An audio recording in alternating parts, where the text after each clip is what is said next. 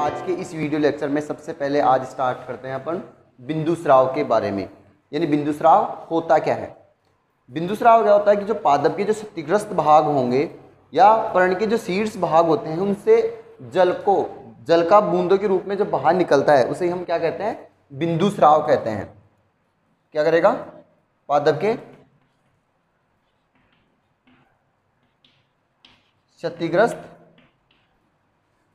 या जो किनारे होते हैं उनसे जल क्या होता है, जल क्या होगा, बूंदों के रूप में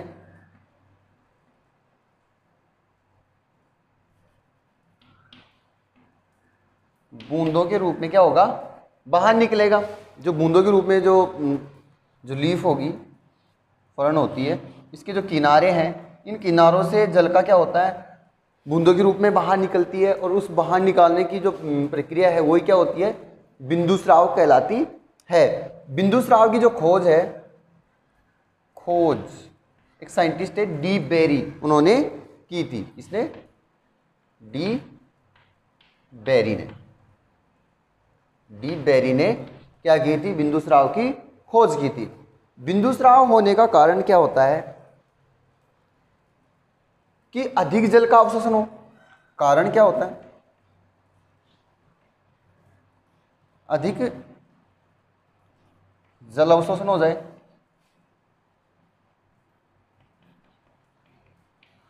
और वाष्पोत्सर्जन की जो प्रक्रिया है वो क्या हो जाए, न्यून। वाष्पोत्सर्जन क्या हो जाए, न्यून। इस वजह से क्या होता है कि बिंदु स्राव की प्रक्रिया संपन्न होती है। बिंदु स्राव में क्या होता है कि जो पर्ण होती है, इसके जो शीर्ष भाग होते हैं उसमें सिरिकाओं के स्थान पर, किसके स्थान पर, सिरिकाओं के स्थान पर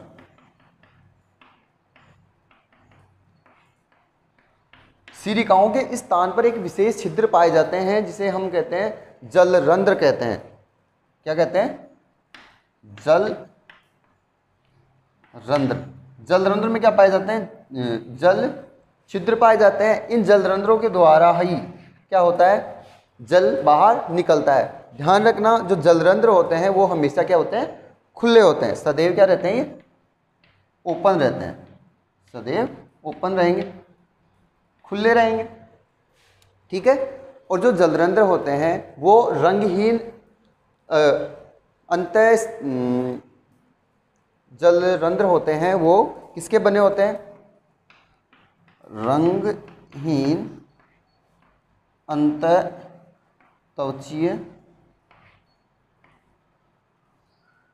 द्वारा बने होते हैं। यहां पर एक उत्तक पाया जाता है जिसे कहते हैं एपिथेम उत्तक। क्या पाया जाता है, एपिथेम उत्तक। एपिथेम जो उत्तक होता है वो मर्दूतकीय उत्तक से बना होता है। किससे, मर्दूतकीय और ढीले उत्तकों से बना होता है। मर्दूतक प्लस ढीले उत्तक से बना होता है।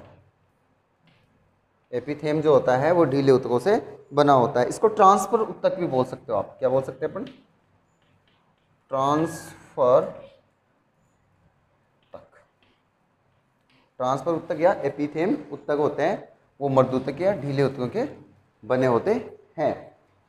बिंदु स्राव की जो प्रक्रिया होती है वो सामान्य रूप से या तो रात्रि में संपन्न होती है या प्रातः काल में संपन्न होती है। कब होती है, रात्रि में व प्रातः काल ये प्रक्रिया होती है। तो खोज तो डी बेरी साइंटिस्ट ने कर ली। और बिंदु स्राव किसे कहते हैं, जो प्लांट के क्षतिग्रस्त भाग हो गए या पर्ण की जो किनारे होते हैं उसमें जल का बूंदों के रूप में जो जल हानि होती है उसे हम क्या कहते हैं, बिंदु स्राव कहते हैं। इसका कारण होता है कि कब होता है ये, जब अधिक जल अवशोषण हो जाएगा और वाष्पोत्सर्जन प्रक्रिया कम हो जाएगी। इस वजह से क्या होती है कि इसमें सिरागाओं के स्थान पर जो जलरंध्र होते हैं, इन जलरंध्रों के द्वारा क्या हो जाता है, जल बूंदों के रूप में बाहर निकल जाता है। और ये जलरंध्र होते हैं वो हमेशा क्या रहते हैं, खुले हुए होते हैं। यह जो जलरंध्र होते हैं वो रंगीन उपत्वचीय द्वारा बने होते हैं। यहाँ से जो बिंदु स्राव की जो प्रक्रिया द्वारा जो जल बाहर निकलता है वो शुद्ध नहीं होता है। जल क्या नहीं होता, जल शुद्ध नहीं होता। क्यों नहीं होता? क्योंकि इसमें कई प्रकार के कार्बनिक और अकार्बनिक पदार्थ पाए जाते हैं। क्या पाए जाएंगे? कार्बनिक प्लस अकार्बनिक पदार्थ भी इसमें पाए जाते हैं। बिंदु स्राव की जो प्रक्रिया है वो मूल दाब के कारण संपन्न होती है। जो मूल दाब में धनात्मक दाब उत्पन्न होगा उसकी वजह से उत्पन्न होती है। किस कारण होगा? मूल दाब के कारण होती है। ठीक है, ये तो जब कब होगी? कारण तो क्या होगा? कारण ये है, ध्यान रखना। कारण क्या हो गया? मूल दाब के कारण। कब होती है? कब होगी? जब अधिक जल अवशोषण हो जाएगा, वाष्पोत्सर्जन प्रक्रिया कम हो जाएगी, न्यून हो जाएगी। तो इस वजह से क्या होगा? बिंदु स्राव की प्रक्रिया होगी। बिंदु स्राव किन प्लांट्स में होता है? ये एग्जाम्पल मैंने सामने लिख रखे हैं। किसमें होता है? जो घास होती है उनमें, साके प्लांट जो भी होते हैं उनमें यह बिंदु स्राव की प्रक्रिया होती है। जो सुबह सुबह आप जब मॉर्निंग वॉक में जाते हो तो उस समय जो घास होती है, घास के ऊपर जो छोटी छोटी बूंदों के रूप में जो पानी इकट्ठा होता है वो किस कारण होता है? बिंदु स्राव के कारण ही होता है। जैसे घास हो गया, टमाटर आलू, अरबी हो गया, ब्राईफिलम हो गया, सक्सीफेगो हो गया, कचालू हो गया, नेस्टर सियम हो गया, कुकुरबिटेसी कुल के जो अधिकांश प्लांट्स होते हैं उनमें बिंदु स्राव की प्रक्रिया संपन्न होती है। तो इस प्रकार आपने बिंदु स्राव पढ़ा। बिंदु स्राव क्या होता है? कि जल की बूंदों के रूप में जो पर्ण में बाहर निकलता है, जल बूंदों के रूप में। कब? जब वाष्पोत्सर्जन प्रक्रिया न्यून होती है। इसके कारण क्या हो गया? मूलदाब बढ़ेगा। मूलदाब के कारण क्या होगी? जल बूंदों के रूप में बाहर निकलता है। ये प्रक्रिया क्या होती है? बिंदु स्राव होती है। तो नोट करो इसको। इसके बाद में हम पढ़ते हैं रस स्राव।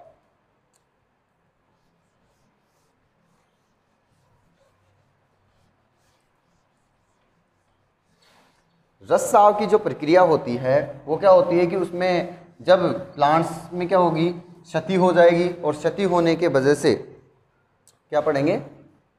रस स्राव, ब्लीडिंग। रस स्राव क्या होता है कि पादप में जब क्षतिग्रस्त भाग होता है तो वहां से रस का स्रावण होता है, और रस का स्रावण होना क्या होता है? रस स्रावण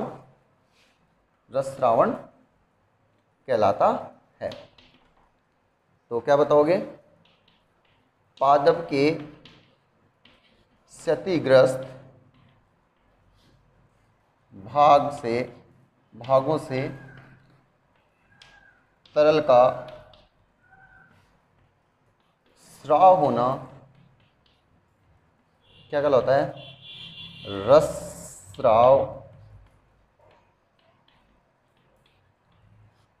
कहलाता है। रस स्राव कैसे? जब प्लांट होगा और प्लांट के कुछ भागों को क्या कर दिया जाए? क्षति पहुंचा दिया जाए, काट दिया जाता है, तो यहाँ से जाइलम वाहिकाएं क्या हो जाएंगी? क्षतिग्रस्त हो जाएंगी। क्या हो जाएंगी? जाइलम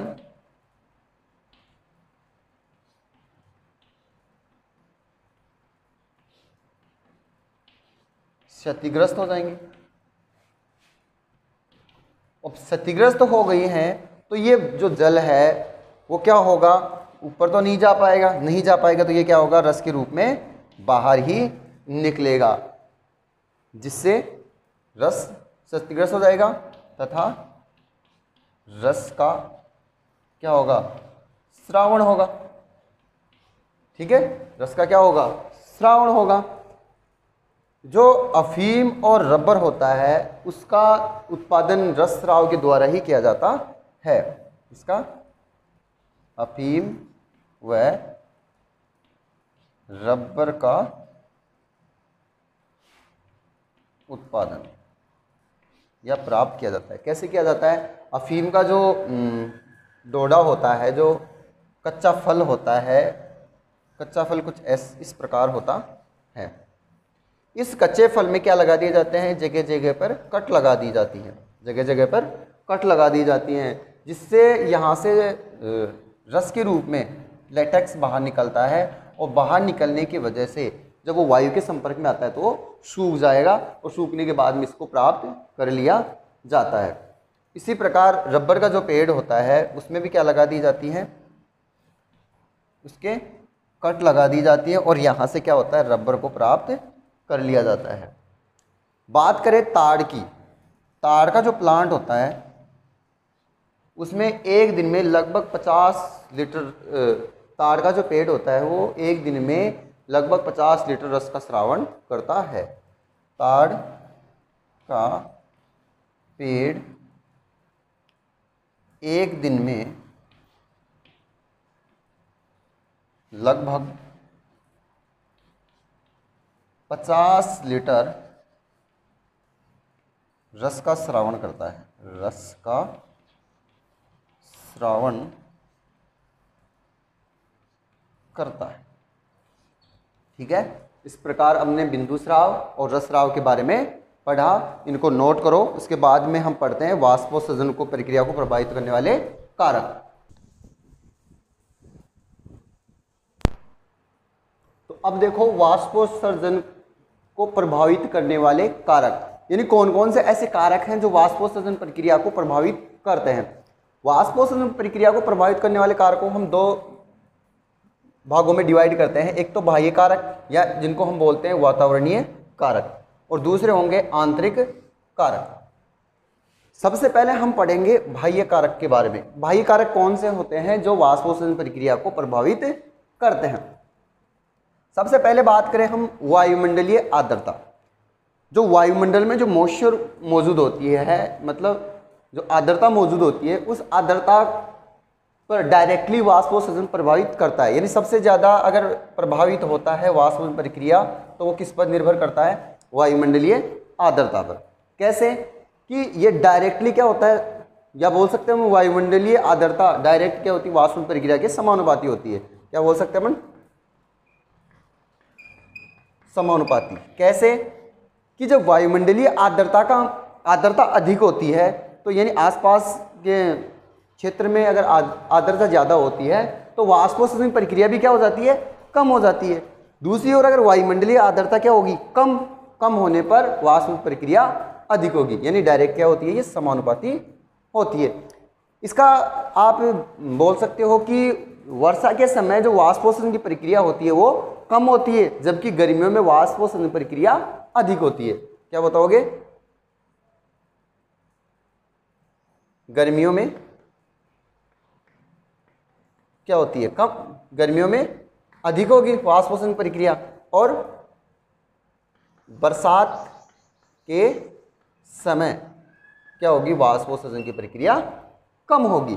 तो वायुमंडलीय जो आर्द्रता होती है वो डायरेक्टली सबसे ज़्यादा महत्वपूर्ण जो कारक होता है वो होती है वायुमंडलीय आर्द्रता। यानी वायुमंडलीय आर्द्रता अगर अधिक है तो वाष्पोत्सर्जन प्रक्रिया कम होगी, अगर वायुमंडलीय आर्द्रता अधिक होगी तो कम, और अगर वायुमंडलीय आर्द्रता कम होगी तो वाष्पोत्सर्जन प्रक्रिया क्या होगी, अधिक। समानुपाती नहीं बोलेंगे, उसको क्या बोलेंगे अपन, व्युत्क्रमानुपाती। सॉरी इसके लिए,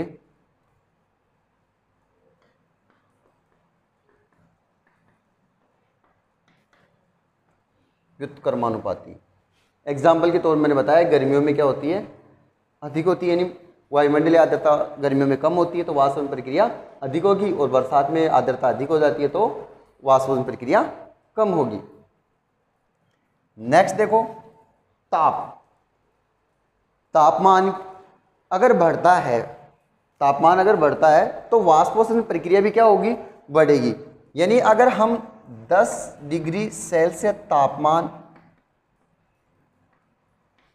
बढ़ता है तो वाष्पोत्सर्जन की प्रक्रिया क्या हो जाती है, दुगनी हो जाती है। तो वाष्पोत्सर्जन की प्रक्रिया क्या हो जाएगी, दुगुनी। यानी कि अगर तापमान बढ़ेगा तो वाष्पोत्सर्जन प्रक्रिया भी बढ़ेगी। नेक्स्ट, लाइट, प्रकाश।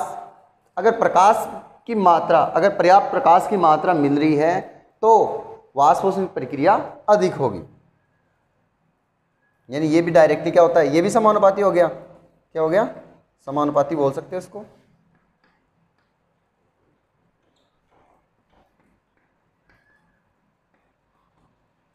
ये भी समानुपाती हो गया। यानी कि अगर हम लाइट की बात करें, लाइट वैसे आपको पता है कि लाइट की उपस्थिति में ही रंध्र ओपन होते हैं, रंध्र खुलते हैं। रंध्र जब खुलेंगे तो उसी वजह से क्या होगी, वाष्पोत्सर्जन प्रक्रिया संपन्न होगी। तो प्रकाश का होना तो जरूरी है। तो ये क्या हो गया, प्रकाश की मात्रा बढ़ने पर वाष्पोत्सर्जन भी क्या होगा, बढ़ेगा। अगर बात करें स्पेक्ट्रम की बात करें, स्पेक्ट्रम में नीले और लाल प्रकाश की बात करें, नीले व लाल प्रकाश में, तो यहाँ पर जो नीला प्रकाश होता है, नीले प्रकाश में वाष्पोत्सर्जन प्रक्रिया अधिक होगी। नीले में क्या होगी, अधिक। ठीक है, ध्यान रखना, नीले प्रकाश में क्या होती है, अधिक होती है। नेक्स्ट कारक देखो, वायु की गति। वायु की गति बढ़ेगी तो यानी कि अगर वायु की गति बढ़ती है तो वहां पर आर्द्रता का मान क्या हो गया, कम हो गया। जैसे जैसे वायु की गति बढ़ेगी तो वहां की वायु क्या होगी, हट जाएगी। जो आर्द्रता वाली वायु है वो हट जाएगी। तो वायु की गति बढ़ने पर भी वाष्पोत्सर्जन प्रक्रिया बढ़ती है। यानी ये भी क्या हो गया, समानुपाती। ठीक है, तो वायु की गति बढ़ने पर भी वाष्पोत्सर्जन की प्रक्रिया बढ़ती है। बात करें अगर वायु की गति 30 से 50 किलोमीटर पर आवर है तो उस समय वाष्पोत्सर्जन की प्रक्रिया बढ़ेगी, लेकिन बाद में क्या होगी, रंध्र क्या हो जाते हैं, बंद हो जाते हैं। कि जैसे जैसे वायु की गति बढ़ेगी वैसे वैसे रंध्र क्या हो जाएंगे, बंद हो जाएंगे, और बंद होने पर वाष्पोत्सर्जन प्रक्रिया भी बंद हो जाएगी।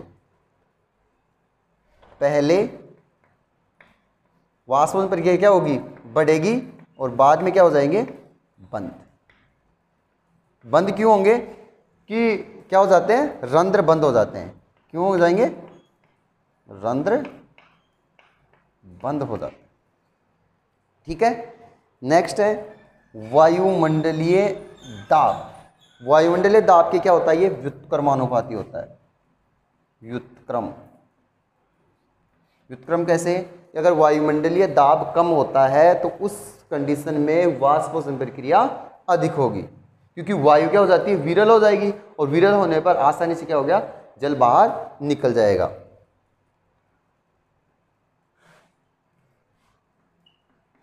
दाब बढ़ने पर वाष्पोत्सर्जन भी क्या होगा, घटेगा, और वायुमंडलीय जो दाब है, इसको अपोजिट लिख देते हैं। अगर वायुमंडलीय दाब घटता है तो वाष्पोत्सर्जन बढ़ता है, और वायुमंडलीय दाब अगर बढ़ेगा तो वाष्पोत्सर्जन प्रक्रिया कम होगी। नेक्स्ट और लास्ट कारक है जो बाह्य कारक होते हैं इनमें, वो है वाष्पोत्सर्जन रोधी। यानी वाष्पोत्सर्जन रोधी क्या होंगे, कि वे पदार्थ जो वाष्पोत्सर्जन प्रक्रिया को क्या कर देते हैं, बंद कर दें। वाष्पोत्सर्जन प्रक्रिया को क्या कर दें, बंद कर दें, वो क्या बोलते हैं, वाष्पोत्सर्जन रोधी।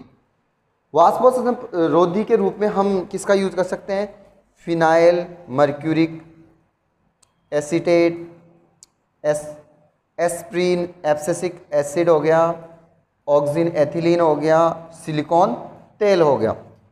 इनका यूज करके हम वाष्पोत्सर्जन प्रक्रिया को क्या कर सकते हैं, बंद कर सकते हैं। और इन पदार्थों का यूज, यानी कि जो वाष्पोत्सर्जन प्रक्रिया को क्या करते हैं, बंद कर देते हैं, इन कारकों का यूज किया जाता है शुष्क खेती करने में।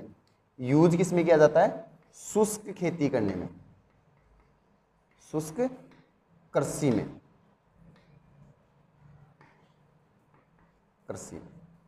शुष्क कृषि में इनका वाष्पोत्सर्जन रोधी का यूज किया जाएगा। तो यहाँ पर जो बाह्य कारक हैं उनमें दो कारक ऐसे हैं जो व्युत्क्रमानुपाती होते हैं, मतलब वायुमंडलीय आर्द्रता और वायुमंडलीय दाब। इन दोनों का मान अगर बढ़ाएंगे तो वाष्पोत्सर्जन प्रक्रिया घटेगी, और इन दोनों का मान अगर घटा रहे हैं तो वाष्पोत्सर्जन प्रक्रिया बढ़ेगी।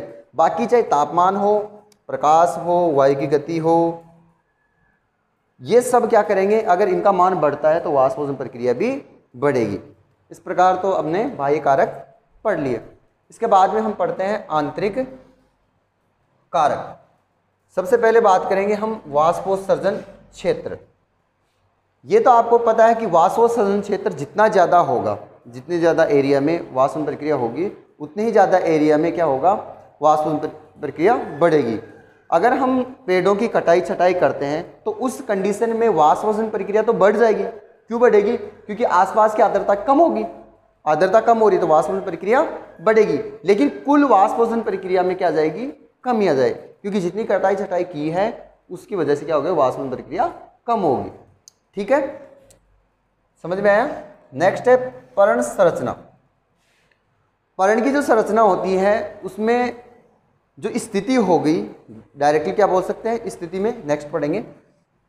पर्ण की संरचना, पर्ण की संरचना में रंध्र की संख्या, स्थिति, इन सब पर क्या करती है, ये निर्भर करती है कि किस प्रकार की उसकी संरचना है, उसके अकॉर्डिंग क्या करेगी, वाष्पन प्रक्रिया निर्भर करेगी। रंध्रीय विशेषता, रंध्र विशेषता में हो जाएगी कि रंध्रों की संख्या, स्थिति, ये सब कैसी होती है उसके अनुसार। अगर प्रति क्षेत्र, दोनों में कॉमन, प्रति क्षेत्र रंध्र अधिक होते हैं, रंध्र अधिक, तो क्या होगा, वाष्पोत्सर्जन जो प्रक्रिया है वो भी अधिक होगी, क्योंकि ये रंध्र की संरचना पर, पर्ण की संरचना में पर्ण पर ही क्या पाए जाते हैं, रंध्र। यदि प्रति क्षेत्र रंध्रों की संख्या अधिक है तो वाष्पोत्सर्जन प्रक्रिया अधिक होगी। मैंने बताया था कि प्रति वर्ग प्रति सेंटीमीटर कितने रंध्र होते हैं, 100 से 60,000 तक रंध्र प्रेजेंट हो सकते हैं। दूसरी ओर एक संख्या हो, संख्या अगर क्या होगी, कम हो रही है तो वाष्पोत्सर्जन प्रक्रिया भी क्या होगी, कम होगी। अगर संख्या अधिक है तो वो भी हो जाएगी। संरचना, यदि वाष्पोत्सर्जन में रंध्र हैं वो कंप्लीटली खुलते हैं तो कंप्लीट खुलने की वजह से वाष्पोत्सर्जन प्रक्रिया अधिक होगी। अगर वो पूर्ण रूप से नहीं खुलते हैं तो क्या होगी, रंध्र न खुलेंगे तो वाष्पोत्सर्जन प्रक्रिया कम होगी। दूसरी ओर अगर मान लो पर्ण पर क्यूटिकल का आवरण पाया जाए, मोटा क्यूटिकल का आवरण, पर्ण पर क्या पाया जाए, मोटा क्यूटिकल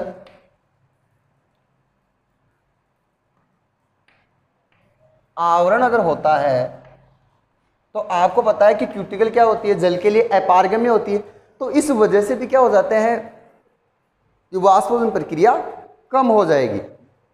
दूसरी ओर रंध्र की विशेषता में देखें तो रंध्र अगर गहराई में स्थित हैं, रंध्र गर्तरंध्री हो, गर्तरंध्री के बारे में बताया था कि वो अंदर धसे हुए हो, मतलब उस पर सहायक कोशिका ऊपर आ जाए तो उस वजह से क्या हो जाते हैं, रंध्र नीचे चले जाते हैं। तो गर्तरंध्र होने पर क्या हो जाएगी, वाष्पोत्सर्जन प्रक्रिया कम हो जाएगी।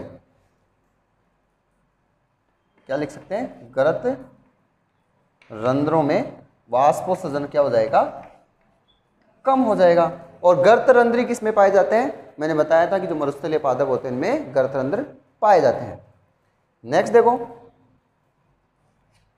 पर्ण विन्यास, यानी कि अगर पर्ण विन्यास अच्छी तरह से होगा, यानी उस सभी पर्णों पर, यानी पर्णों की स्थिति ऐसे हो कि सभी पर्णों पर क्या होगा, लाइट की प्रेजेंट हो, मतलब सभी पर क्या होगी, लाइट अगर डायरेक्टली पड़ रहा है, समकोण से गिर रहा है तो उस वजह से तो क्या होगा, वाष्पोत्सर्जन की प्रक्रिया कम होगी। अगर डायरेक्टली, अगर सीधा प्रकाश नहीं गिरता है तो वाष्पोत्सर्जन की प्रक्रिया कम होगी।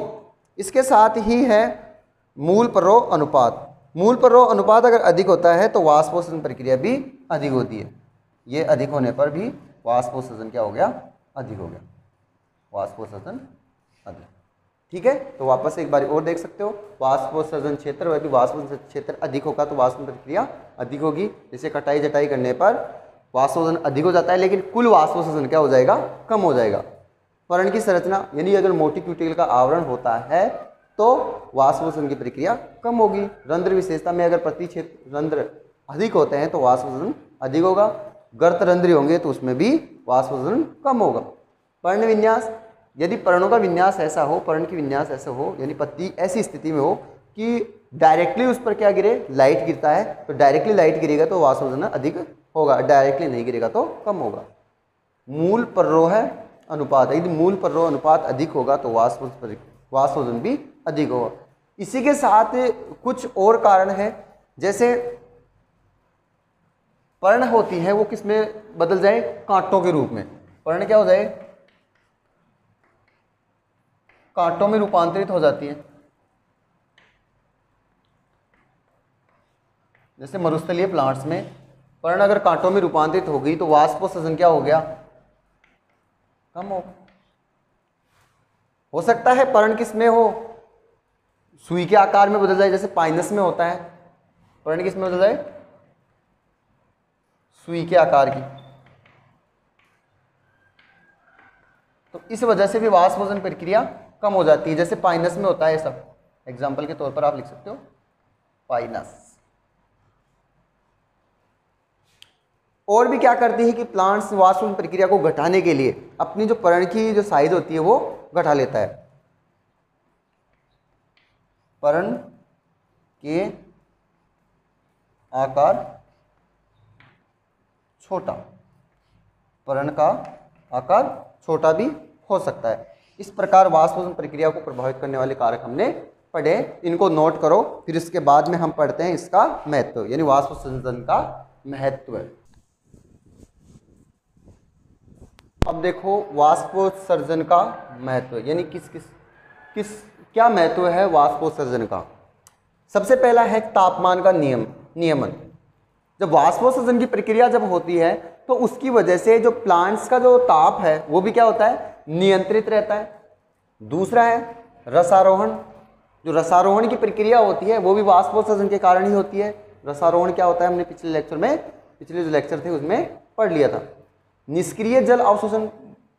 निष्क्रिय जल अवशोषण क्या हो गया, जिसमें ऊर्जा खर्च नहीं होती है और जल का क्या हो जाता है, एब्जॉर्वेशन हो जाता है। उस प्रक्रिया में भी वाष्पोत्सर्जन का महत्व होता है। कैसे होता है कि जब वाष्पोत्सर्जन हो जाता है तो जड़ में क्या होता है, ऋणात्मक दाब उत्पन्न होता है। उसकी वजह से क्या हो जाता है, बिना ऊर्जा खर्च किए ही क्या हो जाता है, जल का अवशोषण हो जाता है। ये भी हमने पढ़ लिया। खनिजों का वितरण। जो जल के अंदर उपस्थित जो खनिज हैं वो भी क्या हो जाते हैं, वाष्पोत्सर्जन प्रक्रिया द्वारा अवशोषित हो जाते हैं। नेक्स्ट है प्रकृति में जल चक्र का नियंत्रण। जब वाष्पोत्सर्जन प्रक्रिया होगी तो वायुमंडल में क्या होगी, नमी मौजूद रहेगी और ये नमी है वो बारिश के रूप में वापस आ जाती है। यानी कि जल चक्र के रूप का नियंत्रण, जल चक्र में भी इसका महत्वपूर्ण योगदान होता है। यानी ये वाष्प होती है वो वापस बूंदों में बदलकर बरसती है। पादप शरीर में अवशोषित खनिजों का स्थानांतरण भी इसके द्वारा होता है। फलों का मीठा होना। यदि वाष्पोत्सर्जन की प्रक्रिया अगर अच्छी तरह से हो रही है तो फल क्या होंगे, मीठे। यानी वाष्पोत्सर्जन की प्रक्रिया के द्वारा ही फलों का मिठास होता है। दूसरी ओर अनावश्यक जो जल होगा, जो प्लांट्स की यूज ही नहीं होता है, उस जल को भी बाहर निकालने में यह कार्य करता है। और यांत्रिक जो उत्तक होते हैं, यांत्रिक उत्तकों का निर्माण भी क्या होता है, वाष्पोत्सर्जन प्रक्रिया पर निर्भर करता है, जिससे प्लांट में क्या होती है, दृढ़ता उत्पन्न होती है। इस प्रकार हमने वाष्पोत्सर्जन चैप्टर कंप्लीट कर लिया है। आज के लिए इतना ही। नेक्स्ट वीडियो हम नए चैप्टर के साथ, नए टॉपिक के साथ मिलते हैं। Thank you.